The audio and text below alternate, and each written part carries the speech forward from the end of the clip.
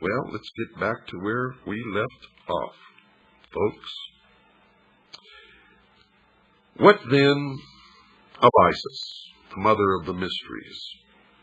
She who was so defiled and desecrated by the profane that her sages and prophets were forced to flee into the wilderness to escape the machinations of the evil one. Is she not the woman clothed with the son of revelation who flees with her man-child into the wilderness to escape the evil purposes of the great dragon? Well, folks, that's what the mystery school believes, but I can tell you that's not true. You see, the mystery school was the original college run by Nimrod in the city of Babylon. And the college was a college of priests who practiced the religion of the sun. The college, the adepts, the initiates, the priests were scattered all over the world when Seth, the son of Noah, came with an army and defeated Nimrod. And this is where the legend really comes from, because Seth chopped Nimrod up into little pieces and scattered him all over the land. In the legend of the Osirian cycle, Osiris was chopped into 14 pieces. Isis came to put him back together again and bring him to life. She could find all the pieces save one, the phallus, or the generative force. It is now known as the lost word of Freemasonry. And the phallus is represented by the obelisk, the monolith. It is the penis of Osiris, the generative force. It represents the lost word of Freemasonry. It represents the Luciferian philosophy. It represents the light, the sun, Lucifer, the intellect. In Dealey Plaza, you will find an obelisk. In Washington, D.C., you will find an obelisk known as the Washington Monument. In the courtyard of the Vatican, you will find an obelisk. Should I continue? The family in England, whose estates are called Scion House, has an obelisk on their lawns. Should I go on? I will. I will go on and on and on and on until you either wake up or I am dead, one or the other. And if you don't wake up, I would rather be dead than live in slavery in the New World Order, with our Constitution destroyed, the family broken, the children taken from the homes to be raised by the state, Christians and patriots locked in prison camps, labor camps, until they are no longer useful, and then they will be executed. And the blood will run in the New World Order. If you don't believe me, look back at every single nation where international socialism has triumphed over Christianity, and you will see that tens of millions perished, were destroyed. Socialism, folks, sucks. And I will not live under such a system, and I hope you agree with me. If you don't like my language, that's tough. I'm fighting a battle against people with no morals, no decency, no heart, no soul. No soul. They do not even believe in God. They do not even believe in God.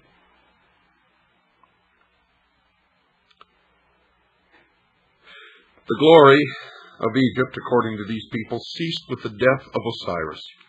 The mighty temples still stood, but the God who illuminated them had gone.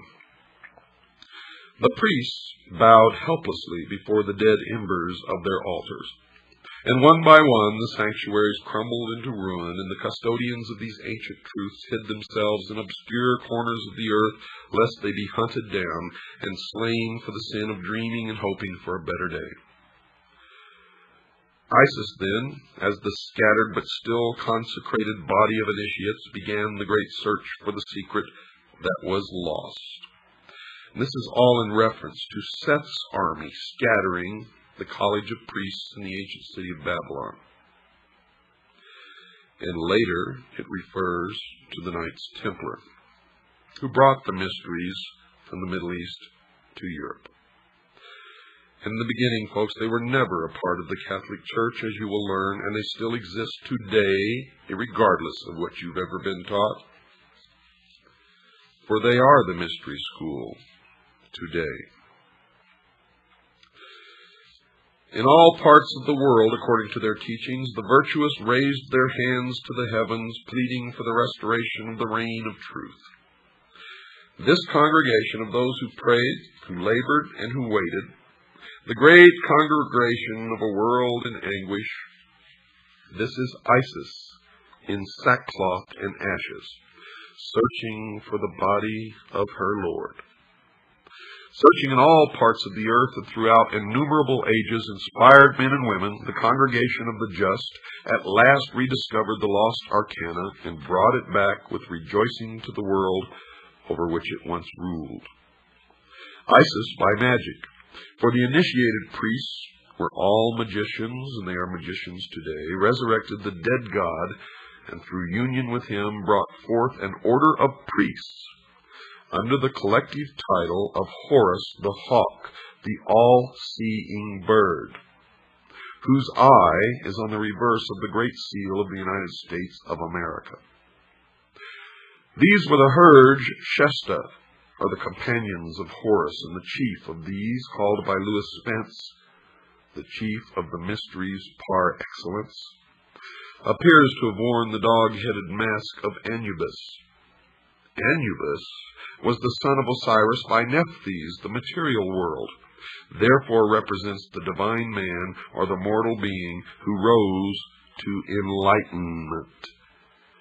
And those who rose to enlightenment were considered illumined. Collectively, they are known as the Illuminati. And all of you who have fallen for the scam that the Illuminati does not exist, they do. For the term Illuminati merely refers to the collective body of those who are illumined or enlightened, and they are the Illuminati.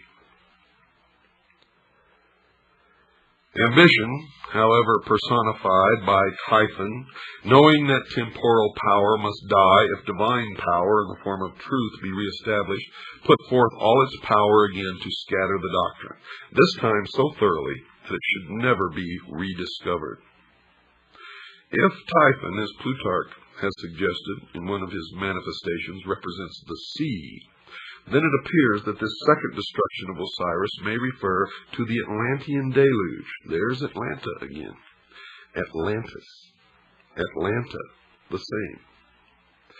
Go to Atlanta, Georgia, folks. Drive around in that city. You will see pyramids everywhere. You will see 666 everywhere. You will see the symbols, the all-seeing eye.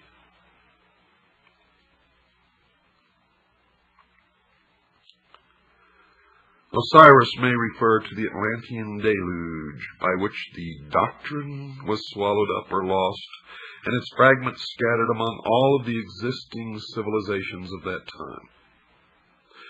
And the story continues. The body of Osiris, the secret doctrine, is divided into 14 parts. Remember, Osiris was chopped into 14 parts. They found all save one, the phallus, or the penis of Osiris. Well, the body of Osiris represents the secret doctrine. It's divided into 14 parts and divided among the parts of the world. And the lost word of Freemasonry is the generative force, the lost part of Osiris, the lost part, the secret of the secret doctrine. So we must therefore understand that it was scattered through the 7 divine and 7 infernal spheres. The locusts and tails of India are by different symbolism through the 7 worlds which are without and the 7 worlds which are within. The Kabbalah of the Jews. Bacchus was torn into 7 pieces by the Titans, and Osiris into 14 pieces. To use the words of Faber, quote, both these stories are in substance the same, for the second number is merely the reduplicate of the first. By a variation of much the same nature, the ancient mythologists added 7 Titanides and 7 Kabiri to the 7 Titans, unquote. The parts of Osiris were now scattered so hopelessly that ambitious Typhon, or the Titans, felt his authority to be secure at last. But wisdom is not thus easily to be cheated. Listen to this carefully, folks. This is their own words. In the dark retreats of Islam, the Sufi explored the depths of nature. Among the Jews, the learned rabbins unraveled the intricate skein of Kabbalism. Among the Greeks, initiates rose to life through the nocturnal rituals of Eleusis. In India, neophytes were brought to the contemplation of the triple-headed Brahma at Elephanta and Ellora. Through the Middle Ages, the alchemists in their retreats explored the infinite chemistry of existence. The Illuminati sought the pearl of great price, and Rosicrucian adepts sought to recast the molten sea. All these together were but Isis, still searching for the members of her Lord. At last, according to the tradition, all these parts were restored again but one. But this one could not be returned. Now you understand why I tell you it's not the Jews, folks. If you're persecuting the Jews, you're making a big mistake. It is some of the Jews. It is some of the Catholics. It is some of the atheists. It is some of all of the people of all of the nations and races and religions of the world. And outwardly, if they attend a church in your neighborhood and profess to believe in that religion, it is a lie.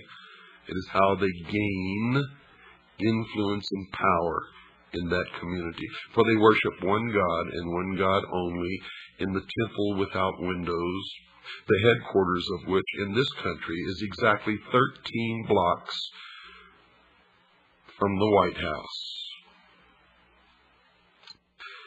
The Egyptian allegory tells us that the phallus of Osiris was swallowed by a fish. Now, folks, this is most significant, and we may even infer that mankind itself is the fish, but it even goes any further, for this age has been known as the age of Pisces, the fish. The significant force and the power in the age of Pisces was Christianity, and the fish actually refers to Christianity. The phallus being the symbol of the vital power of the mystery school, and so used in Egyptian hieroglyphics. The phallus, then, is the lost word which is not discovered, but for which a golden replica is substituted. In the Egyptian hieroglyphics, the physical body after the death of the soul, or its departure therefrom, is called the khat, or K-H-A-T, and the hieroglyphic for this is a fish. Thus, the physical body of man is definitely tied up in symbolism with the creature which conceived son, Horus, a term concealing the collective body of the perfected adepts who were born again out of the womb, swallowed the triple phallus of Osiris, the threefold generative power. This golden phallus is the three-letter word of Freemasonry, concealed under the letters A-U-M. And all of those of you in the New Age movement, or all of those of you who fell for all these gurus who came over here and taught you to sit and meditate, and while you were meditating, hum this Aum A-U-M. The golden phallus is the three-lettered word of Freemasonry concealed under the letters A-U-M. How do you feel, sheeple? And why do you do these things? Because somebody tells you to. Isis, by thus modeling and reproducing the missing member of Osiris, gives the body of the god the appearance of completeness, but the life power, folks, is not there. Isis, the priesthood, with their initiatory process, had accomplished all that could be accomplished by natural philosophy. Therefore, recourse is again had to magic. The golden phallus is rendered alive by the secret processes rescued from the lost book of Thoth. Thus, the divine power of Osiris is restored through the regeneration of man himself and the processes of initiation. In the Greek system, man was rendered divine because his composition contained the blood of Bacchus, they believe, and in Egypt because it contained the seminal power of Osiris. The institutions raised in the world to perpetuate the deeper truths of life, according to them, labored on through the centuries, seeking for the lost key, the living crux ansata, which, if rediscovered, would enliven and impregnate the whole world and restore the good king Osiris to the throne left empty by his cruel death. The purpose of the Osiric rite is therefore revealed as twofold. The first motive was the almost hopeless effort made by the bereaved Isis to restore her husband to life. She hovers above his corpse in the form of a bird, trying to restore his breath by the fluttering of her own wings. This ceremony is concealed in the book of the Respirations. The causing of Osiris to breathe again is the great abstract ideal. The second and more eminent motive which actuated Isis was to avenge herself upon Typhon, Christianity, and to destroy his power over the world. This she determined to accomplish through her immaculately conceived son Horus, which is a term concealing the collective body of the perfected adepts who were born again out of the womb of the mother Isis, the mystery school. Now we can apply this analogy to a great modern system of initiation called Freemasonry, which has certainly perpetuated at least the outer form of the ancient rites to the profane or to the members on the lower rung of the initiatory ladder. To the adepts of the priesthood, the higher initiates, then it is clear. You see, for Freemasonry as an institution is Isis, the mother of mysteries, from whose dark womb the initiates are born in the mystery of the second or philosophic birth. Thus all adepts, by virtue of their participation in the rites, are figuratively at least the sons of Isis. As Isis is the widow seeking to restore her lord and to avenge his cruel murder, it follows that all master masons or master builders are widows' sons. They are the offspring of the institution, widowed by the loss of the living word, and theirs is the eternal quest they discover by becoming. In the Egyptian rites, Horus is the savior avenger, son of Isis, conceived by magic or the ritual after the brutal murder of Osiris. Hence, he is the posthumous redeemer. Freemasons are Hori. They are the eye of Osiris, whose body, therefore, is made up of eyes. Each initiate is a Horus, each is a hawk of the sun, spelled S-U-N, and for one reason is each raised, and that is that he may join the army, which is to avenge the destruction of wisdom and restore the reign of the all-seeing Lord, Lucifer. Each one is dedicated to the overthrowing of the reign of Christianity. The great battle in which the sons of the hawk rout the hosts of darkness is the mysterious Armageddon of Revelation. You see, they believe Lucifer is the god of light, and Jehovah, or Yahweh, is the god of darkness. They believe that the Armageddon of Revelation is the Kurukshetra of the Mahabharata and the Ragnarok of the Eddas.